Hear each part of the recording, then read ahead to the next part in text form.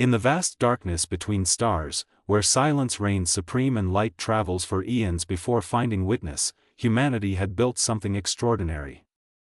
We had transformed from cave dwellers to cosmos explorers in just a few thousand years, a blink in the universe's timeline. But what made us truly unique wasn't our technology or our ambition. It was our stubborn refusal to bow before anything, even gods who came from the heavens. Lieutenant Jasmine Ward pressed her palm against the cool observation window of Defense Station Osiris, watching Earth rotate peacefully below. Her dark eyes reflected both the planet's blue glow and years of military discipline. She had joined the Planetary Defense Corps 5 years ago, right after the Kepler incident, when humanity first learned they weren't alone.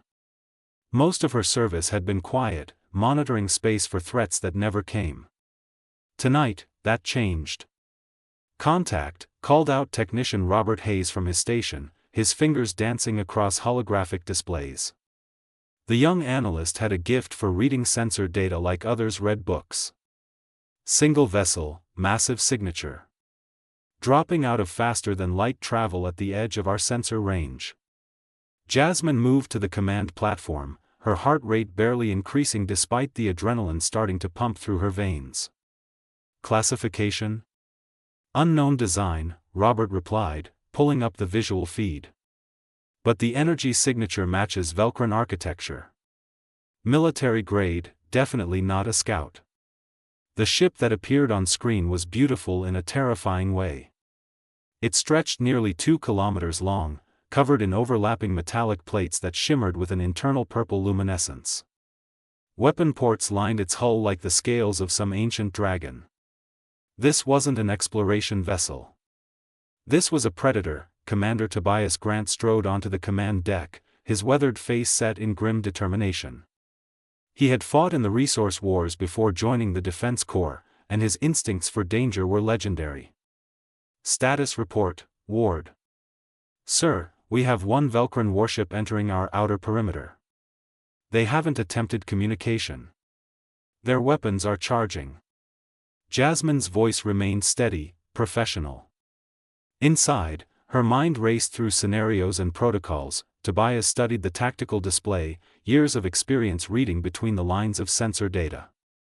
"They're testing us. Seeing if we'll panic or surrender. Hayes, transmit the standard greeting on all frequencies. Ward, activate Protocol Nightfall." Protocol Nightfall. The word sent chills through Jasmine's spine. It meant Earth's hidden defenses would come online, revealing capabilities humanity had kept secret for exactly this moment. "Activating now, sir." Across the solar system, thousands of objects that appeared to be simple satellites suddenly shifted. Their hulls unfolded, revealing advanced weapons platforms and shield generators. In orbital facilities around Mars, Jupiter, and Saturn, automated defense drones powered up their engines. Humanity had learned from history that peace was only possible when backed by the ability to wage war. Aboard the Velcran warship Crimson Dominance, High Commander Raxith observed the primitive planet with 4 of his compound eyes while the other 4 monitored tactical displays. His species had conquered 40 star systems in the past century, and humans would be the 41st. They were young, barely past nuclear age according to initial surveys. "This should be simple. Captain, we're receiving a transmission," reported his communications officer, a younger Velcran named Fexus whose enthusiasm often outpaced his caution. "Ignore it," Raxith commanded, his mandibles clicking with confidence. "Launch intimidation pattern alpha. Show them our firing solution on their major population centers.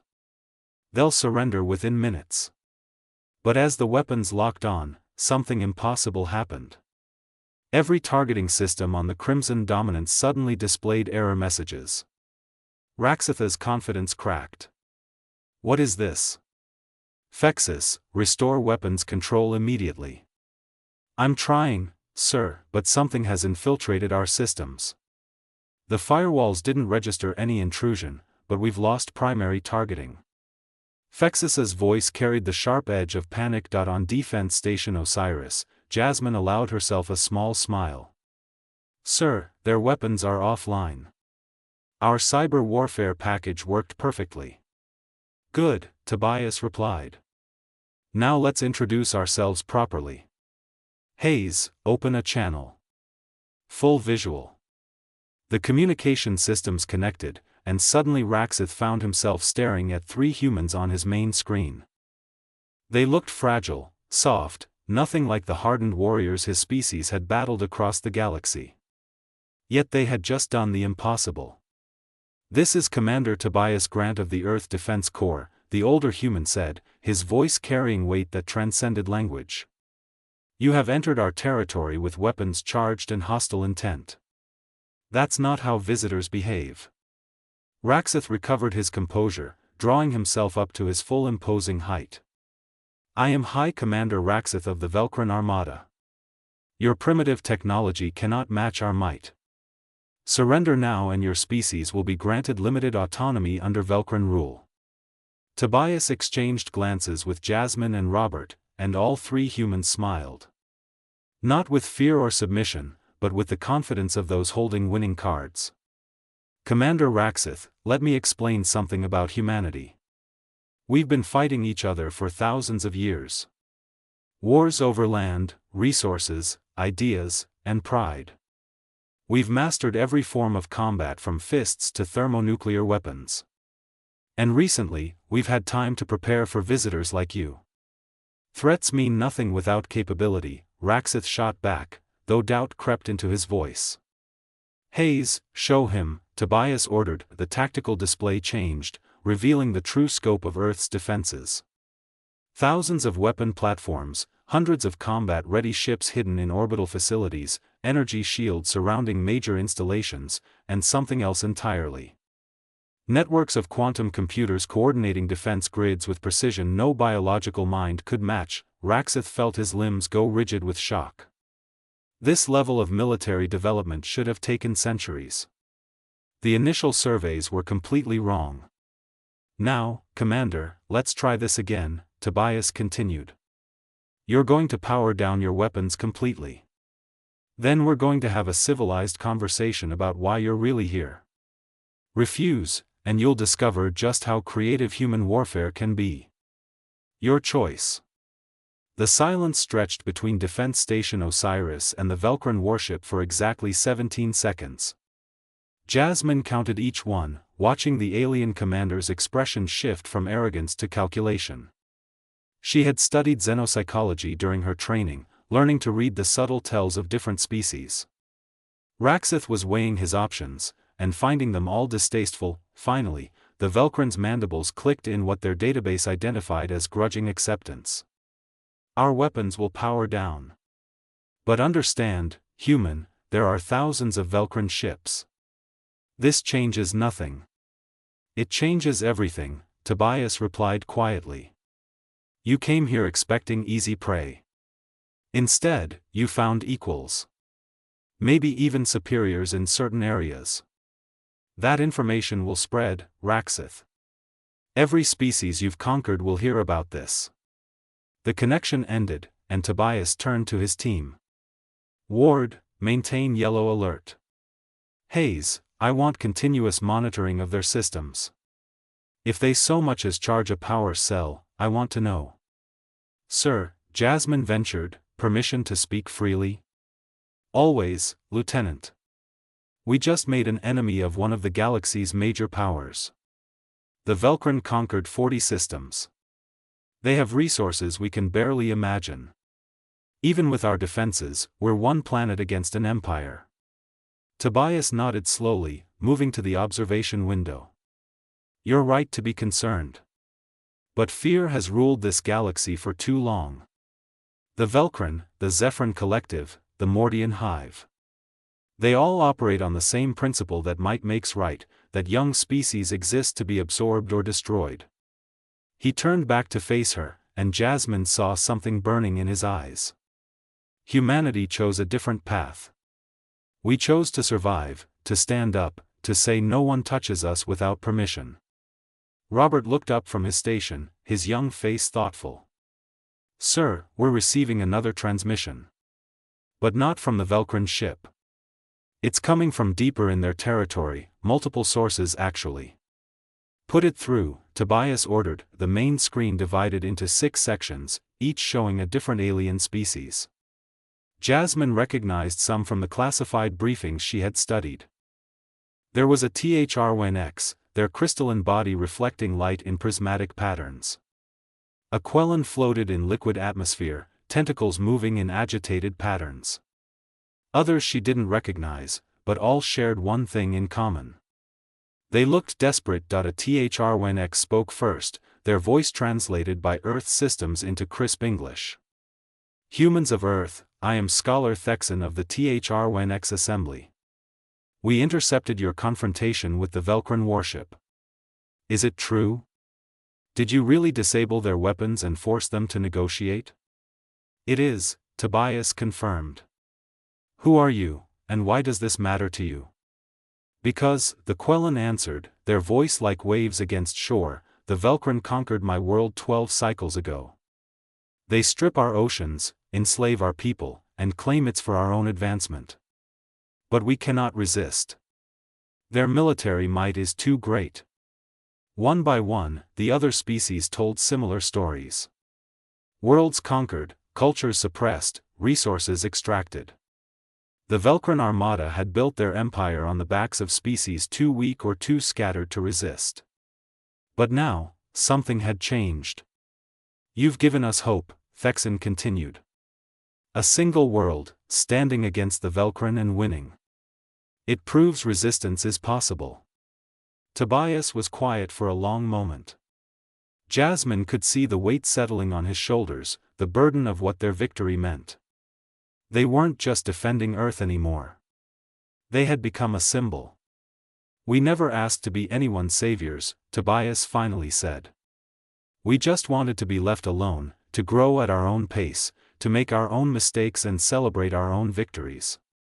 Yet here you are, Thexan replied. Whether you chose it or not, you've shown the galaxy that the old powers can be challenged. What you do next matters more than you know. After the transmission ended, Jasmine found Tobias in the observation lounge, staring at Earth. Sir, we need to discuss strategy. If word spreads about what happened here, the Velcran will have to respond. They can't afford to look weak. I know, Tobias said. Hayes is already coordinating with our intelligence division. We're reaching out to some of those species, establishing secure communication channels. If the Velcran want war, they'll find themselves facing more than just Earth. You're building an alliance. I'm giving options to people who had none. The Velcran operate on fear and overwhelming force. But fear only works when it goes unchallenged. We challenged it. Now others will too. Jasmine moved to stand beside him. The Kepler incident, sir. When we first encountered alien technology. Command has always been vague about what really happened. But this moment feels connected to that. Tobias smiled grimly.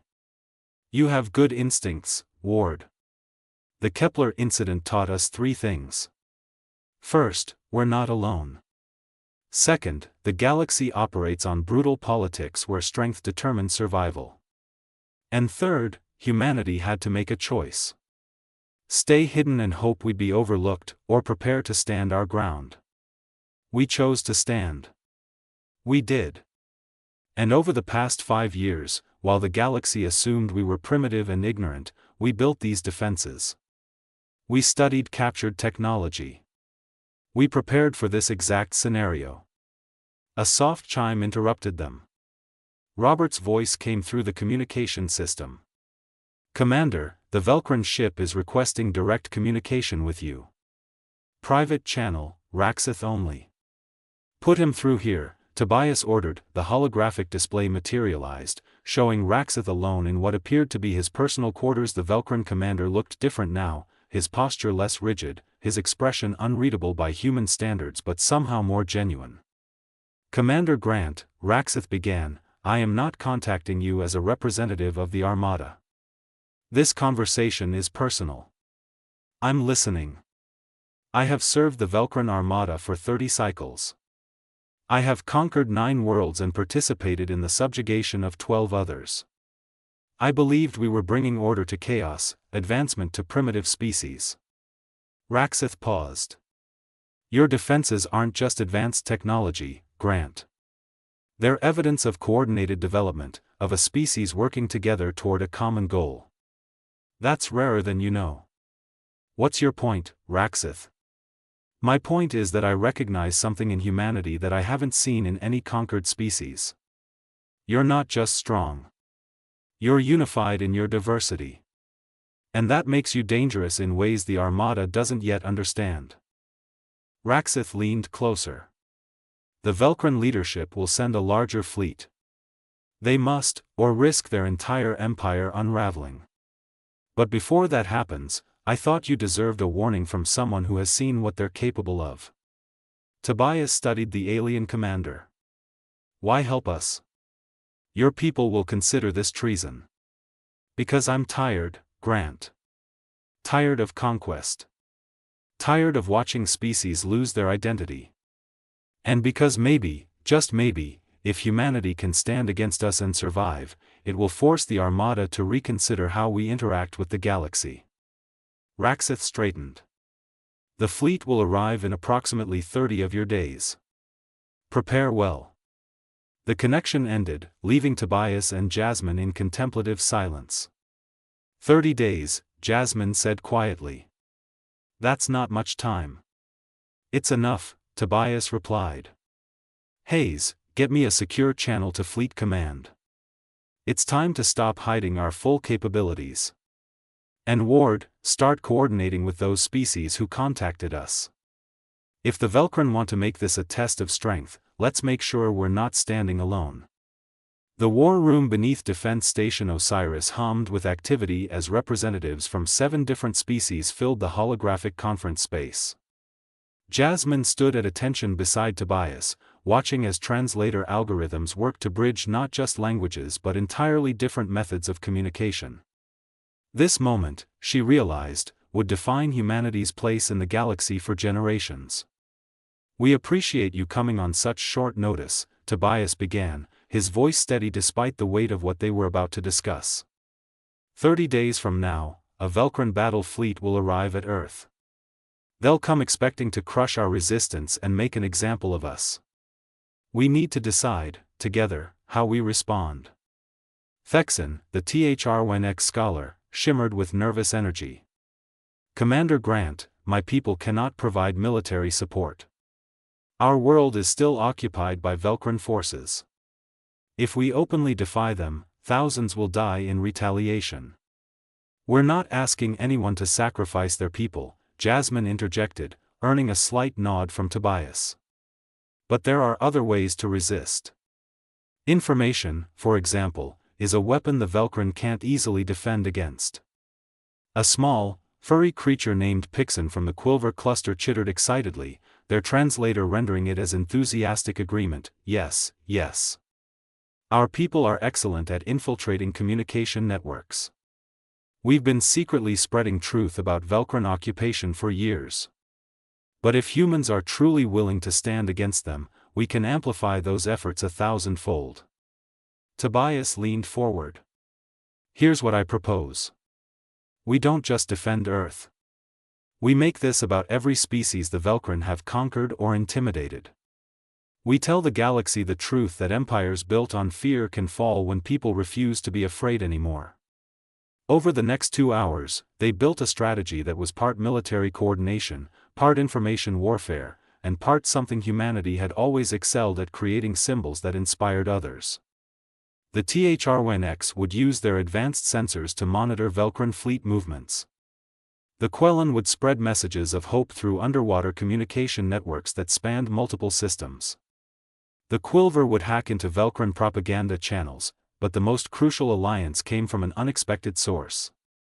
A towering figure materialized in the holographic space, their body composed of living metal that flowed like mercury. I am Forge Prime of the Automaton Collective. We have observed your confrontation with the Velcran, human commander. It displays qualities we value. Logic combined with courage.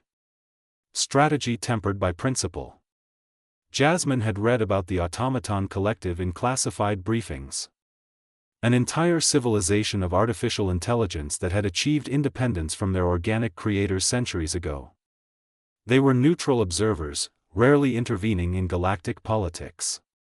Forge Prime, Tobias said carefully. The collective has never taken sides in conflicts before. Why now? Because the Velcran Armada represents stagnation. They conquer not to grow but to prevent change. We calculate that if they subjugate humanity, the galaxy's development will slow by an estimated 12% over the next millennium. That is unacceptable. Forge Prime's form rippled. We offer technical assistance. In exchange, we ask only that if humanity survives this confrontation, you share your quantum computation algorithms. They show remarkable efficiency. Deal, Tobias agreed without hesitation. As the conference continued, Jasmine felt something shifting in the room. These species, separated by biology, culture, and countless light years, were finding common ground. They shared stories of Velcran occupation, yes, but also stories of their own civilizations, their hopes, their determination to remain free. During a brief break, Robert pulled Jasmine aside, his expression troubled. Lieutenant, I've been monitoring chatter across multiple channels. The Velcran know what we're doing. They're aware we're building alliances. Their fleet isn't just coming to conquer Earth anymore. They're coming to send a message to the entire galaxy. How big is the fleet? Jasmine asked, though part of her didn't want to know. 50 capital ships, maybe 200 support vessels. It's the largest military force they've assembled in a decade. Robert's hands shook slightly. Ma'am, can we really win this? Jasmine put a hand on his shoulder, channeling the confidence Tobias always projected even when she didn't entirely feel it herself. Hayes, humanity has faced impossible odds before. We've survived ice ages, plagues, world wars, and our own worst impulses. The Velcran think numbers and firepower guarantee victory.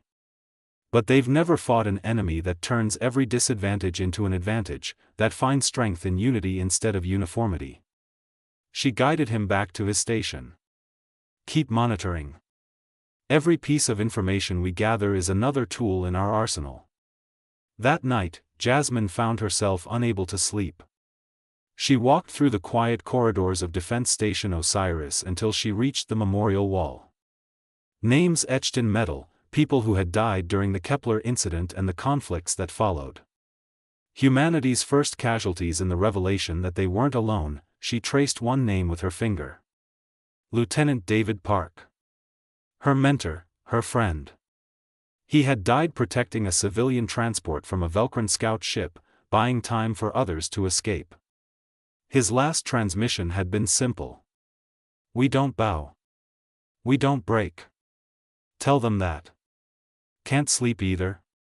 Tobias's voice came from behind her. Just thinking, sir. About what we're asking people to fight for. Tobias stood beside her, his eyes scanning the names on the wall. I've been asking myself the same question. Are we defending Earth, or are we starting a galactic revolution? And what gives us the right to make that choice?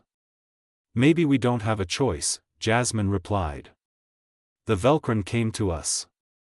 They chose to make us a target. All we're doing is refusing to be victims. It's more than that now.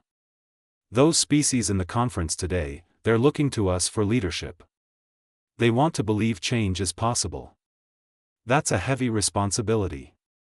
Jasmine thought about the THR-1X, whose homeworld was occupied. About the Quellan, whose oceans were being drained. About the Quilver, whose natural playfulness had been suppressed under Velcran rule. Maybe that's exactly why we have to stand, sir. Not because we're the strongest or the most advanced, but because we're willing to say that freedom matters more than safety, that dignity is worth fighting for. Tobias smiled. You sound like you're ready to lead, Ward. I learned from the best, sir. The Velcran Armada arrived in Sol System like a storm of metal and malice. 50 capital ships arranged in perfect formation, their combined mass enough to cast shadows across Earth's moon. On every military vessel, every defense station, every outpost from Mercury to Neptune, humanity held its breath. Jasmine stood at her command station, promoted to captain in the weeks of preparation leading to this moment. Beside her, Robert coordinated the movements of Earth's defensive fleet, now reinforced with technology shared by the Automaton Collective. Tobias commanded the overall defense from the carrier Phoenix Rising, his calm voice coordinating thousands of personnel across dozens of installations. The communication channel opened, and High Admiral Venkris of the Velkran Armada appeared. Unlike Raxith, this commander showed no hesitation or doubt. Humans of Earth, you have been judged and found inadequate to govern yourselves. Surrender immediately, and your species will be preserved as a labor force. Resist, and we will demonstrate why 40 star systems bow before the Velkran. Tobias's response was broadcast not just to the Velkran fleet but across multiple channels to dozens of watching species. Admiral Venkris, I am Commander Tobias Grant. On behalf of humanity and our allies, I reject your ultimatum. Earth stands free, and will remain free. If you want our world, you'll have to take it from us. The Velkran fleet opened fire, and space erupted in violence. But something remarkable happened. The defensive grid Earth had built didn't just absorb the assault. It redirected energy, using the Velkran's own weapons against them. Shield generators created overlapping barriers that channeled incoming fire into collection arrays. The energy was then rerouted to power Earth's weapons platforms, making each attack only strengthen humanity's defense. This is impossible, Venkris sputtered. Our weapons should be overwhelming your primitive systems. Your weapons are very impressive, Robert replied from his station, allowing his feed to reach the Velkran command ship. But you made an assumption. You thought we built our defenses by ourselves. Actually, we had help. Across the battlefield, ships began emerging from concealment. Automaton Collective vessels, their hulls flowing like liquid silver. Quilver stealth ships, small but incredibly fast, attacking the Velkran fleet's communication relays. Even a handful of HFY science vessels, using their advanced sensors to predict and counter every Velkran tactical move. But the most devastating contribution came from the Quellan. Deep beneath Earth's oceans, in facilities built over 5 years, they had helped humanity construct something revolutionary. Quantum torpedoes that didn't just destroy ships but temporarily disrupted the quantum fields holding them together, causing them to phase partially out of normal space. The first wave of torpedoes struck 3 Velkran capital ships. The vessels didn't explode. Instead, they seemed to blur at the edges, their crews trapped in a state between dimensions, unable to control their ships but unharmed. It was a weapon that disabled without killing, perfectly embodying humanity's principle of proportional response. Venkris watched in growing horror as his supposedly invincible fleet was systematically neutralized. You were supposed to be primitives, he whispered. We are primitives, Tobias replied. We've been traveling in space for less than a century. But we've been fighting for survival since we first learned to make fire. And we learned something important along the way. The strongest warrior isn't the one who fights alone. It's the one who builds alliances, who inspires loyalty, who makes others believe in something bigger than themselves. The battle lasted 6 hours, though historians would debate its significance for centuries. Not because of its length or even its outcome, but because of what it represented. For the first time in recorded galactic history, a coalition of supposedly conquered or neutral species stood together against one of the major powers and won. When Venkris finally requested terms of ceasefire, his voice carried the exhaustion of someone watching their certainties crumble. What do you want, Grant? Total surrender? Reparations? I want you to go home, Tobias replied simply. Take your fleet, your wounded pride, and your assumptions about how the galaxy works. Go back to your people and tell them what happened here. Tell them that no one touches humanity without permission.